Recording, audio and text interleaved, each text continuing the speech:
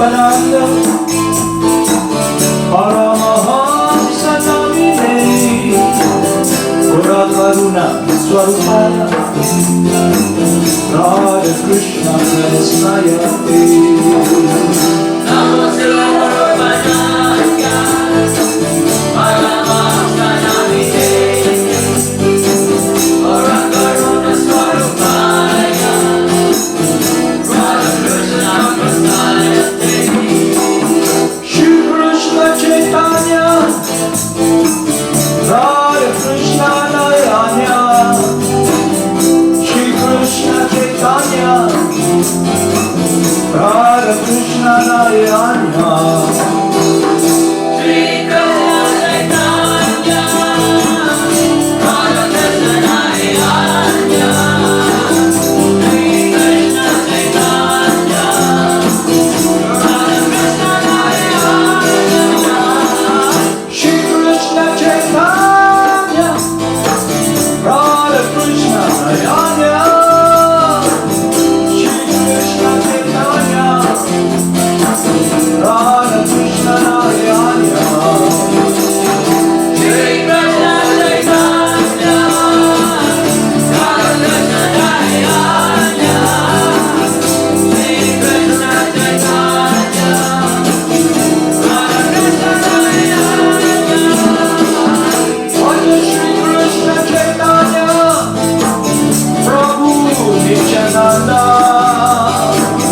Shri Advaita Gadadhara Shiva Sade Gopata Vrinda Wonder Shri Krishna Chaitanya Prabhu Nityananda Shri Advaita Gadadhara Shiva Sade Gopata Vrinda Mohana Govinda Rama Madana Mohana Mohana Govinda Rama Madana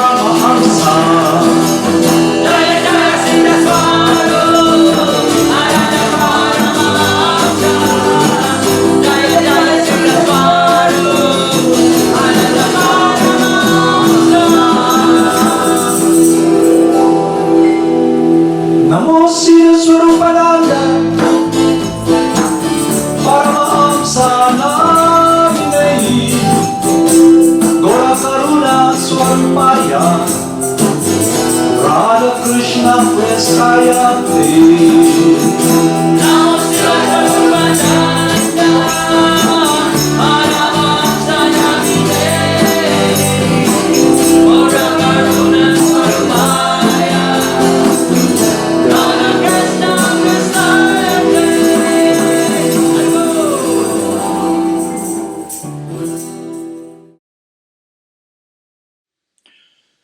So I like to have a recall of what we read last night. It's about the friend of Lord Krishna, Sudama Brahmana, who was with him during their younger days with their spiritual master, okay, Sandipani Muni. So when Lord Krishna and Sudama were together, it is natural that they work in the ashram. So one day, they were tasked to get firewood in the forest. And during the time, there's this great sort of a storm. So they were not able to go home. So they stay there, but they cling together as in their friendship. They were together and they never parted with one another. They just cling together till the storm subsides. Okay. So the friendship of Sudama, Brahmana, and Lord Krishna, after the training, so they parted ways. So the Brahmana, being very poor, poverty-stricken,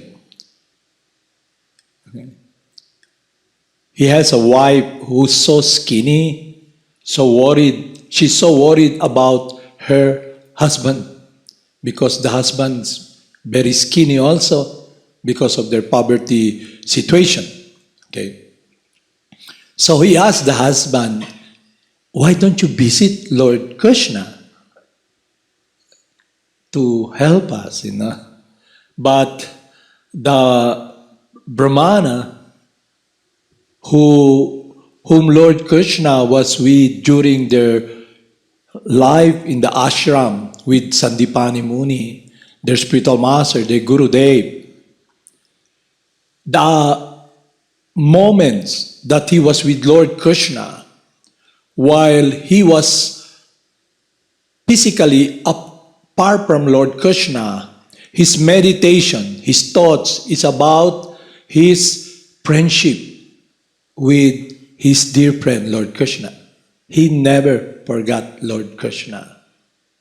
So when the wife asked him to go to Lord Krishna, he's hesitant because the wife was telling him, your Lord Krishna is very, magnanimous, he's your friend, he will take care of you, and he's very opulent, okay? He's hesitant. It never came to his mind to ask Lord Krishna anything. Why? Because he understands the law of karma. Whatever happiness, whatever pain you receive in this world is already decided because of your karma. No matter how much you struggle to achieve more things, but there is already a destined benefit or that will come to you. So he knows that. But the whole point is this. His thoughts, his heart is not in this material world. The association with Lord Krishna, that is his most cherished meditation every day. Okay? So we talk about Bhakti Yoga, we talk about meditation, you engage in mantra meditation, you chant every day. So here is a true to life experience of a person who came in contact with the Supreme Personality of Godhead, Govinda, Lord Krishna. And he was with him during their younger days. So that's his meditation. So while he's in this seemingly from the outside, they're very poor. They're very poor. But he's not anxious to get more. He's completely depend upon the will, his destiny, taking shelter of the Supreme Person. So the reason I wanted to point this is our situation. We're all conditioned in this material world. And in our struggle, we want to find relief from this struggle. And what is the struggle all about? It's the struggle to fend off the suffering. But the problem is the mind, the subtle mind, that the reason we have this body is so much immersed in this material world. So the process of meditation, what we're doing, is to be able to purify the mind and direct the mind to be amiable with what will benefit us eternally. And that is the meditation upon the Supreme Person who is transcendental to this miserable world. So if we make progress in our meditation, in chanting and engaging in sadhana bhakti process, hearing the pastimes of the Lord, we begin to glide, or we become attracted to a world which is inseparable from us, our love.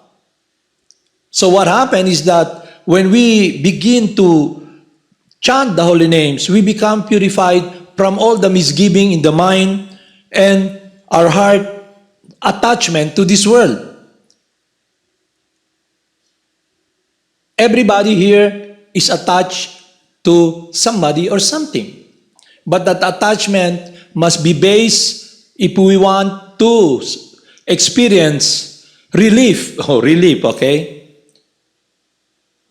From the suffering we are experiencing while we're struggling for survival, okay? You'll always survive. But the question is what kind of environment, what kind of consciousness, what kind of atmosphere, what situation we will be in. If we don't become purified from the sinful activities in our heart, material desires, and the direction in our mind, and if we're not able to focus our soul, what we call soul, our life, our soul, the spirit soul, okay, you can also say our soul, Krishna, okay, our love, inseparable, okay. So if we're not able to focus upon that direction of life, of love, which is inherent, inseparable from us, what will happen is that we will always be anxious to experience relief and fend off the desires in the mind, because you begin to understand that, oh, I'm not the mind, I'm not the desire. So what happened? It becomes a struggle now, because it's like you're I'll give you an example, okay? You're always in Facebook, you're always in YouTube. Diba? There's, while you're watching, then and then there's this skip. Okay? Yeah? So now what happened is that while you're focusing on something, and then this comes out, you skip. Okay? It's a nuisance for you. Okay? So when the spirit soul, you, me, begins to see that, but because of the process that is given to us, we are able to experience this satiation of the heart, which us and the pores that we try to fan off because we feel, oh, it's not good, it's sinful, it's displeasing to Krishna, and we fan off. That's why we suffer when we identify with the mind, the desire, and also we experience the pain of the agony of anger, of hatred, of envy. Okay? Why? Because we've been conditioned to be controllers. And then when we chant, we begin to see, I should not be experiencing this. it's not good for my consciousness, me. But it's very hard because Maya bombards you with all of this because of the conditioning we have been conditioned since time immemorial. Okay? Number one is the material disease. We identify with this body. And if you identify with the body, naturally, you will experience identification of all the suffering that is connected with this body. Have you seen somebody individuals who were so attached to individuals thinking they're the body, and that person lives or dies? The pain they experience, the agony, and after that, the melancholy. What's melancholy all about? It is more than sadness. It is the emptiness of the heart that your love, your meditation, you've given it to someone, okay? And that someone is gone. And it's an illusion. So that's how material nature controls us. Our focus, our meditation. So Sudama Brahmana is not touched by all this, He does not fend it off. He's just simply in a world of samadhi.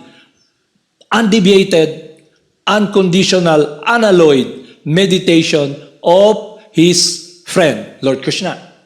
Okay. So, he gave a thought about the request of his wife and said, okay, I'll go. And the wife prepared morsel of cheap rice. So, he brought that to Lord Krishna. So when he arrived in Lord Krishna's place, he was welcome. Okay, Lord Krishna so happy seeing him, embrace him, although his clothes are, dirty clothes. He's really poor. But Lord Krishna let him sit down on his bedstead. Okay, where the goddess of fortune lays down. Okay, and Lord Krishna washes his feet. And the goddess of fortune fanned the Brahmana with chamaravis, the one we're using. Okay? So he'll be comfortable. And then Lord Krishna is so happy seeing him. So the Brahmana who was with Lord Krishna in their younger years visited Lord Krishna and experienced the friendship, the love of Lord Krishna to his devotees. So I like to read this, our situation, all of us here. Okay? In this age of Kali Yuga, Lord Krishna is here because of the saintly person, our Gurudev. So we're given this opportunity while you're traveling in this limited time in this body. Okay? So the opportunity is there for us to focus and enter that world. And here you can see and appreciate that the desire, the love, the meditation of someone who has unflinching faith and love for God is not touched by this moving, miserable world. So, what struggle do we have every day? Okay? It's a struggle that we want to find relief, a foundation for our security. Okay? But prior to having all of this, we're all, and even those who are chanting, who come to this path, prior to coming, they were so miserable, even though they're surrounded with material amenities or goodies, or economically their situation is very favorable for sensual enjoyment. But because the direction of trying to find fulfillment is in the wrong direction, life trying to find happiness in matter becomes frustrated, wanted to forget his misery, so he engaged in drugs. Or he just wants to travel and travel and travel to go any place, okay? to find relief in this miserable world. Okay? And when he's fortunate, he comes in contact with this path. So he begins to apply it. But after a while, the desire seed still there. So what happened is that after making progress to the point wherein, oh, I have relief. I can chant, I can see now the truth.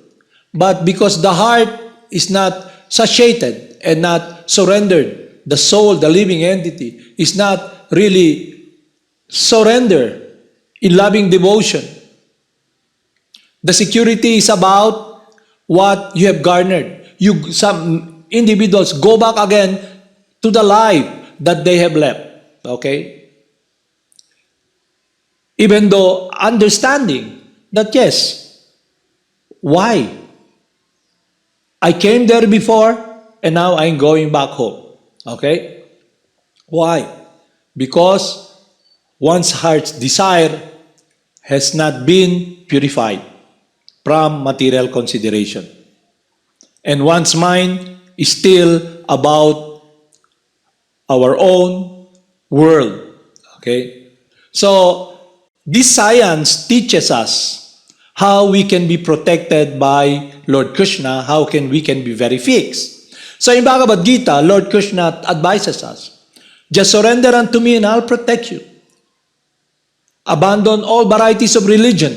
When we speak of religion, materialism, everything, it's not your faith. Abandon all varieties of religion. Okay? Surrender unto me and I'll protect you. And he advises us, to those who are constantly devoted unto me, I give them the understanding by which they can come to me. So, in our situation, we're given that opportunity now. So, will we blow it away, throw it away out of the window, and carry on and follow the impulse of material nature, the desire, because we want still to do our own will? So, that is our predicament in different degrees. So here, the reason I wanted to read this is to give us an example of what really someone who is protected, who is Krishna's friend. So the whole point of our meditation, the whole point of the chanting is to become a friend of Lord Krishna. Is it clear? Okay, that's why I wanted to discuss about this, okay? So when the Brahmana came to see Lord Krishna, he did not ask anything. He just simply recalling, thinking, seeing now the friend who was with him during their younger years. Okay. He's so happy, and when Lord Krishna asked him, what have you brought me, my friend? And he hesitates because he knows that the paltry cheap rice he's bringing is unworthy to be eaten by the Supreme Person. But Lord Krishna snatched the satchel he's bringing and took one morsel, okay? And he's so pleased, okay? And the goddess of fortune said, that one chip of morsel, okay, that Lord Krishna, that this person, this Brahmana offered with loving devotion, okay, she's so pleased, Krishna so pleased. So the Brahmana, even he did not ask anything, Lord Krishna knows his heart. Okay. So what was the attitude of the Brahmana when he was with Lord Krishna? They were discussing, because when you visit a friend, you diminish, okay, the experience you experience when you were together. So here I read this, okay.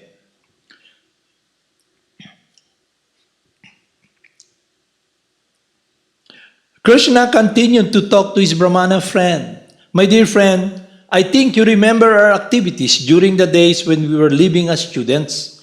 You may remember that once we went to collect fuel from the forest. on the order of our Guru's wife. While we were collecting the dried wood, we by chance entered a dense forest and became lost.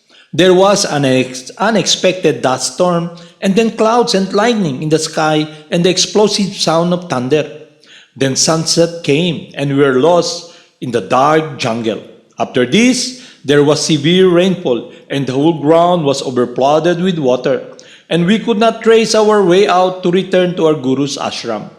You may remember that heavy rainfall. It was not actually rainfall, but a sort of devastation. On account of the dust storm and heavy rain, we begin to feel greatly pain. In whichever direction we turned, we were bewildered. In that distressed condition, we took each other's hand and tried to find our way out. We passed the whole night in that way. And early in the morning, when our absence became known to our Gurudev, he sent his other disciple to search us out. He also came with them, and when they reached the jungle, us in the jungle, they found us to be very distressed. So the spiritual master always thinks of his loving disciple. He cares for them. Okay. With great compassion, our Gurudev said, "My dear boys, it is very wonderful that you have suffered so much trouble for me. Everyone likes to take care of his body as the first consideration. But you are so good and faithful to your Guru that without caring for bodily comforts, you have taken so much trouble for me. I'm also glad to see the bona fide students like you will undergo any kind of trouble for the satisfaction of the spiritual master. That is the way of a bona fide disciple to become free from the debt to his spiritual master." Okay. So the spiritual master, our Gurudev, picks us up from this ocean. We're drowning, we're blind, okay, we're thirsty, okay. He picks us up, okay. So through the teachings that he's giving us, we're able to see with wisdom, transcendental wisdom. And then through the process he gives us, he connects us through sound to be connected with the source of security, happiness, Lord Krishna, the holy names. Okay. It is the duty of the disciple to dedicate his life to the service of the spiritual master. My dear best of the twice born, I am greatly pleased by your action. I bless you, may all your desires and ambition be fulfilled. May the understanding of the Vedas which you have learned from me always continue to remain within your memory, so that at every moment you can remember the teachings of the Vedas and quote their instruction without difficulty. Thus you will never be disappointed in this life or in the next. So there is this preconceived idea or false notion that if you engage in spiritual life or you serve Krishna, you serve God, you become poverty-stricken. That you think to be, because there's this, my spiritual master is giving us this narrative or this story about someone who is a renounced, okay? A renounced yogi. He doesn't want anything that you see in this material world. So he just wear a loincloth, and because he engaged in austerity, meaning meditation, Astanga yoga process, his health, he's really, physically, he's really attractive, he's glowing, you know, because that's the point of brahmachari life. And also meditation. Brahmachari life means you engage in celibacy to use the energy you have to study the Vedas, okay?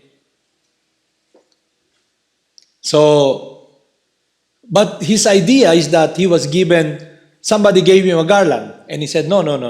He just put the garland. He doesn't want to become attached to anything in this world. So we must understand that we don't own anything in this world. We came here with nothing, we're gonna live with nothing.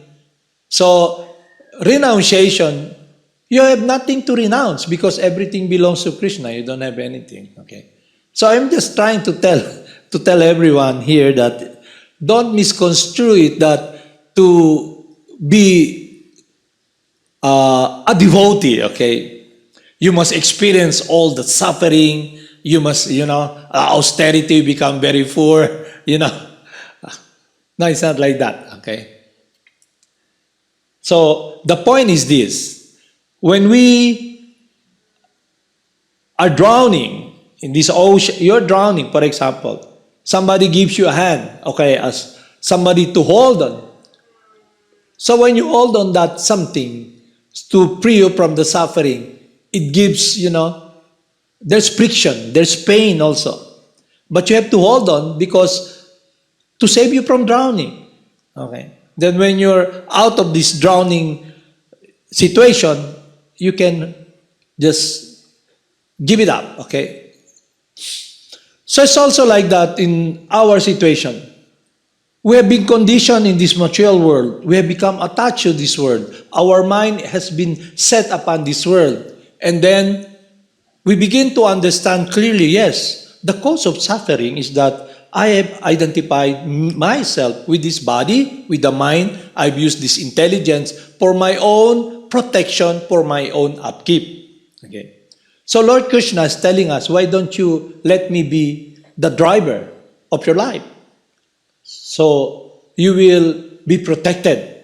I will be there to embrace you, to love you, okay? So don't aim to be a devotee. Don't aim to be a devotee, but rather aim what is inseparable from you, your love, your heart, your mind, your intelligence, to do what is pleasing to Lord Krishna as exemplified by Sudama Brahmana. So what they did was they followed the instruction of their Guru Dev faithfully. Okay, faithfully. So the spiritual master blessed them. So in our practice, in our relationship with Lord Krishna, Lord Krishna tells us one must search a bona fide spiritual master, okay, surrender unto him with love and devotion, render service, follow him, okay. Because the saintly person will be the one to assist you to enter the world of pure unalloyed devotional service. And if we follow that process, Lord Krishna's advice, he is pleased. So the blessing of the spiritual master is life, eternal. Okay? He bless you. And Lord Krishna takes care of you. So in Kali Yuga, here, you're given, all of you, you're given that opportunity. You don't need to live your family life. You don't need to leave whatever work you're doing. But rather appreciate what is the gift that is being given to you this time and space. And appreciate, yes, I can meditate, focus upon my friendship with the Supreme Person as what Sudama Brahmana did and what he's experiencing even though they parted away from Lord Krishna. And that is achieved through the process of the hearing and the chanting. Because the relationship that we will have is a relationship of faith, surrender, closeness with someone who is very close to Lord Krishna, the spiritual master. So if you follow this path, you just simply follow faithfully his instruction as exemplified by all the saintly person and Sudama Brahmana, and how Lord Krishna cherished his association. He's always thinking of his devotee. Okay? And here we can see when Lord Krishna tells us that declare it boldly, my devotee never perish. Okay. He will always be there to protect his devotee. So the point of what we're doing is to enter a world of love and devotion that is transcendental to this changing world, which is based upon our selfish interest, my will. So now, here you can see how my selfish will can be redirected by applying and following the desire of Lord Krishna and the blessing and the will of the spiritual master, which is his love for us. He wanted to protect us. So who can protect us? Will it be our own self, our mind, our power, our knowledge. No, it will not protect us because it's all material. And we cannot protect ourselves because it will just be a direction of a blind person trying to grapple where he can find something to hold on, to take shelter. But because he's blind, there is no answer to that problem. So that is our situation, all of you, all of us. So you may accept it or you may not accept it, but it is the truth, okay? So, wow, I'm drowning, I'm in this desert, but I have a friend, Lord Krishna. And this is exemplified by someone who associated with Lord Krishna and who is still associating with Lord Krishna because of his meditation, his heart, his love, his soul is simply thinking of pleasing and loving, pleasing Lord Krishna. Okay? So to enter that world is a world that is transcendental to this changing world. And that will also help us to, instead of trying to pen up, that I should not be greedy, I should not be selfish, I should not think badly of others, you won't be fending that off because your heart, your love is directed upon what is transcendental to this miserable world. Since you have this body covered by the mind, the material desires are still there, but it's not a big thing anymore. So your focus now will be, if it's not pleasing to Krishna, I will not do it. And the momentum, the activities you do every day, it's like sculpturing. Sculpturing. You make this. You have chisel and you try to sculpture this wood into an image. It's like that in our process. It's like sculpturing.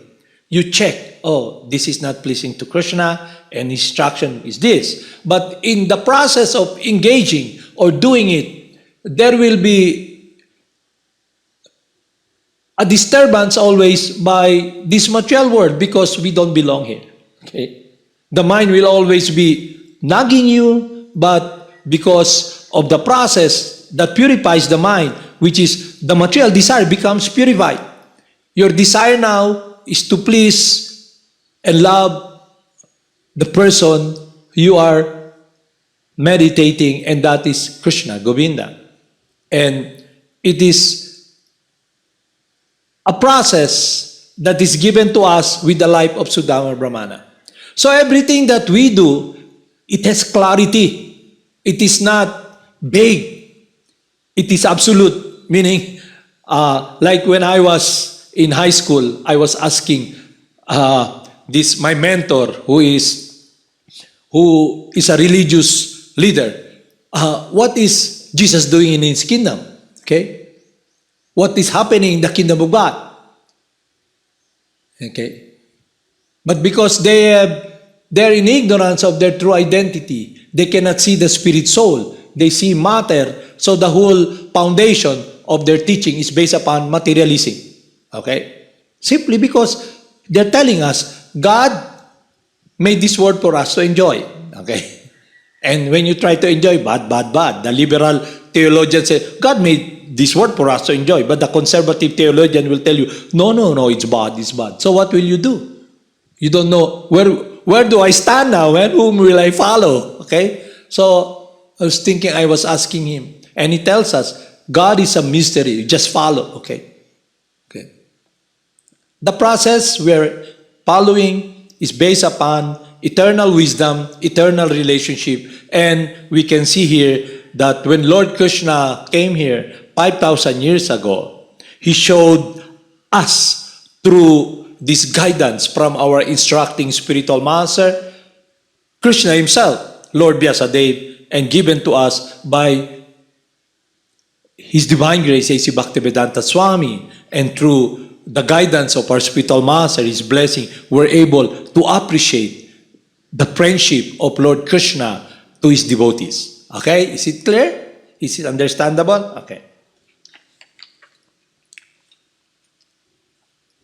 So when the Brahmana left, He did not ask anything from Lord Krishna. He did not ask anything. He's just there at what discussed here. He's in samadhi, just so happy, embracing Krishna, seeing Krishna, and then. But in that transcendental atmosphere, the well-wisher, all those pure loving servants of Lord Krishna, they're so happy and they're all wishing him well. So when he left, Krishna did not give him a parting, meaning it's not when you go to a place and when you tell, for example, you go to a place and then you ask, can you give me something? Okay. And then when you leave, they give you gifts and everything. So Lord Krishna did not give him anything. So he was thinking, Lord Krishna did not give me a parting, meaning he's just focused upon that moment of I'm with Krishna, and he's still with Krishna even though he left Krishna's place. Okay? And he's thinking, the reason I'm always in poverty-stricken because when a person has so much wealth, he forgets Lord Krishna. Not only that, because he is completely focused in his love for Krishna, he's not thinking about himself. So Lord Krishna is the one protecting him, loving him, because Krishna is the one who is the source of happiness and life. So he's just there. Krishna protects the love of the devotee. Is it clear? Krishna will protect your love. So instead of aiming with our idea of what is a saintly person, what is a devotee, is it someone who has fame as a devotee? Is it someone who is appointed? Is it someone who is, a hereditary guru? Or it is someone, you don't focus upon that. You focus upon simply loving, chanting, embracing Lord Krishna as what Sudama Brahmana is in a state of transcendental consciousness or meditation, samadhi. Okay. Undebated. He's not touched by this world. So that is achievable. What we are doing with the chanting, you can see it is achieved to be in the transcendental world. But there is a saying, nothing ventured, nothing gained. If you don't make an effort, okay, it's the reason we are discussing this is because we should appreciate that this human form of life is an opportunity to be able to make this decision, to become responsible, because you're relating with someone you love. So you must become responsible to do what is pleasing to him. So my point is that when we hear from our Gurudev, the seer of the truth, we begin to appreciate God's love for us. We begin to appreciate that everything that's here is God's love for us. Like for example, the air you breathe, the water you drink, everything that's here is God's love for us. While in this time and space, if we appreciate that, we can use this human form to be able to enter and dive in that world. Okay? Because we are clinging to this world, that's why we're suffering. So what happened? You put so much time in trying to fend off. I don't want to, this envy, this greed, this lust. Because lust must become purified. Because lust is love. Your life. When lust becomes your life, when you are conditioned to thinking you're the body, material disease. But now we must become free from this lust. And that lust must be transformed. And transformed to what? To offering everything to Lord Krishna, to give everything. Because in lust, we want to take something. We see this world, this unlimited craving for friendship, for love, to serve, is directed upon this limited, finite, temporary world, a different energy. So, the devotee is with wisdom. It's not just, I believe. What do you believe? Okay? So, the devotee is very fixed. And he has all this, protection. The blessing of the spiritual master, the love of Krishna, all the associates of Lord Krishna wishing us well. So you have to see, on one hand, this is our life in this conditional world. We are traveling in this world and we're not able to appreciate the time, the opportunity. We're just blinded. We're actually blind, trying to grapple or grasp in this world into oblivion in this abyss. We don't know where we're going. On the other hand, when we come in contact with light, light means when you're in contact with light, you can see. And that light is the wisdom, the eternal, transcendental wisdom of the world that we should be in. A world that is not touched by this miserable world. So, it means our love must become directed upon harmony to do what is pleasing to God. Because that is our natural world, natural position as eternally the loving servant of God. So the spiritual master always bless his disciple, his devotees. So in your lifetime now, you're blessed to come in contact. Okay? Somebody's giving you a hand, you're drowning, is pulling you. So it gives also pain because you have to struggle to move forward. It's easier to just give up the hold and then, oh, so hard. It's painful, It's painful, Okay?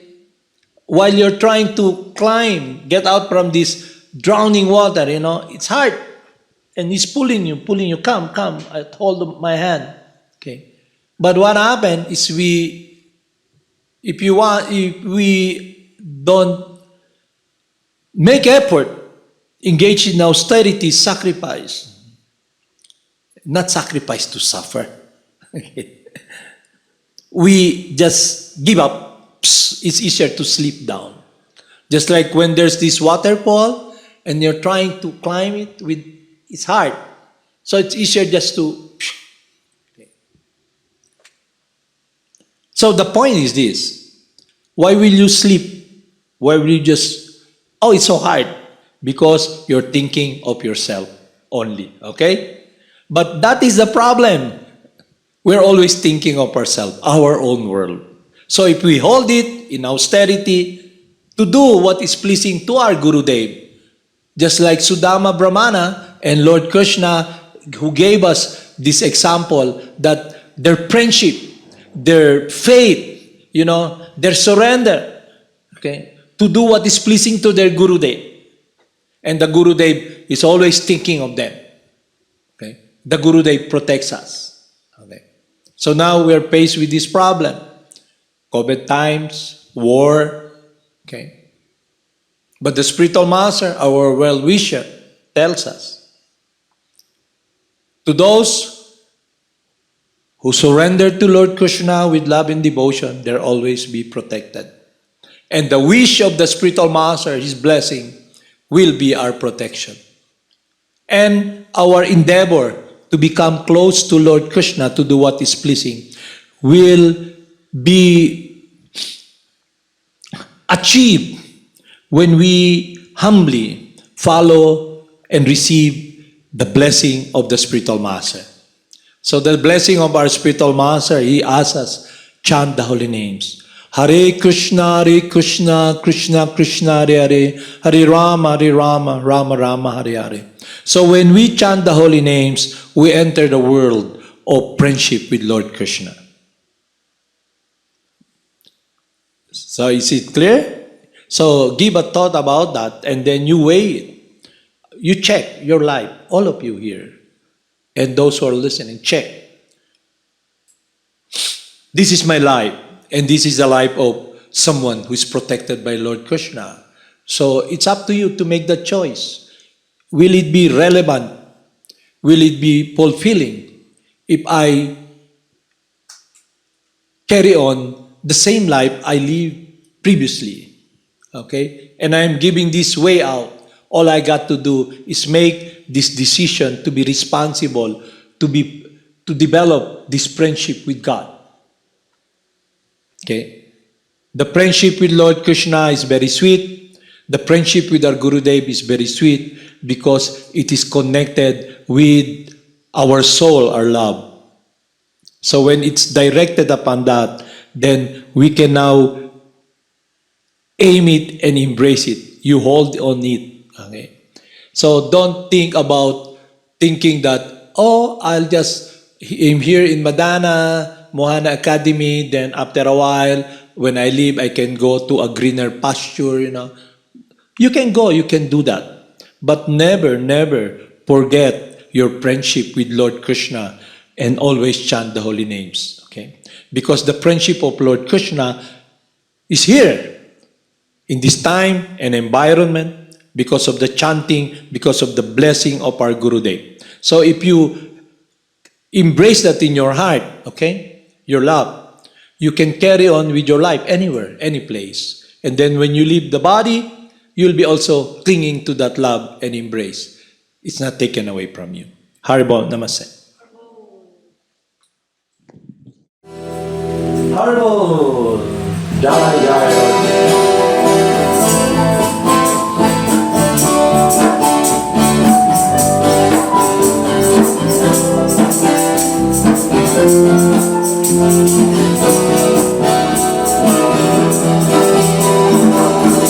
Namo Siddhaswarupananda Paramahamsa namine Ora Karuna Swarupaya Radha Krishna Krsna Namo Siddhaswarupananda Paramahamsa namine Tora Karuna Swarupaya Radha Krishna Prasayate Shri Krishna Chaitanya Radha Krishna Narayana Shri Krishna Chaitanya Radha Krishna Narayana Shri Krishna Chaitanya Radha Krishna Narayana Shri Krishna Chaitanya Radha Krishna Narayana Bhagya Shri Krishna Chaitanya Prabhu Nityananda Shri Advaita Gadadhara Shri Vasa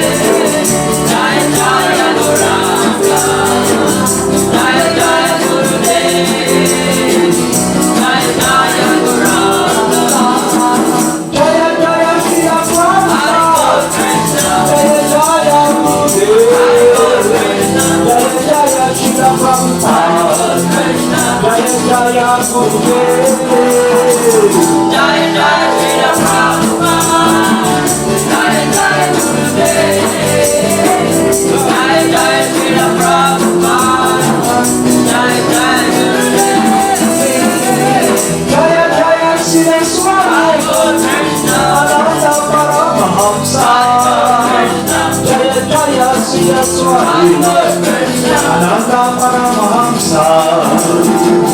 Jai Jai Siddhaswarupananda Paramahamsa. Jai Jai Siddhaswarupananda Paramahamsa.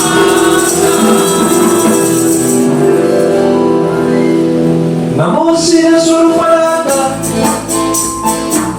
Paramahamsa Naminehi Gora Karuna Swarmaya Radha Krishna Prestayate